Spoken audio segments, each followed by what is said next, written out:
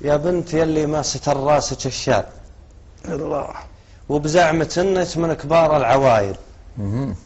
انا بقول الحق والحق انقال، اللي تستر هي بنت الحمايل. صح. ما هو في كشخة وخاتم وسلسالة ستر العيال الحمايل دلايل. الله يا بنت لو قلتي لي المهر بريال والله فلا عنز عليك السلايل.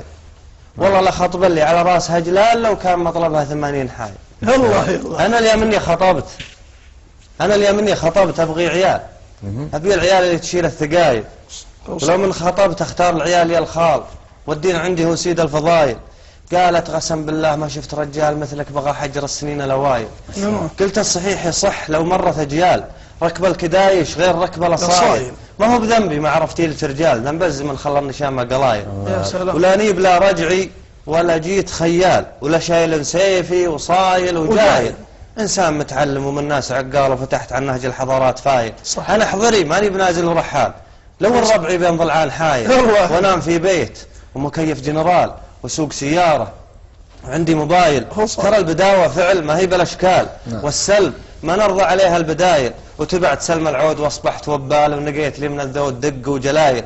الطيب لاهل الطيب يبقى ولا زال، واعرف اسلوم الطيب والشك زايل. ولا شفت انا عقال السنعيس ميال غصب عليه عقال راسي تمايل. السالفة عليكم زود، السالفة ما هي تميلة عقال، السالفة دم من بهالعرق سايل.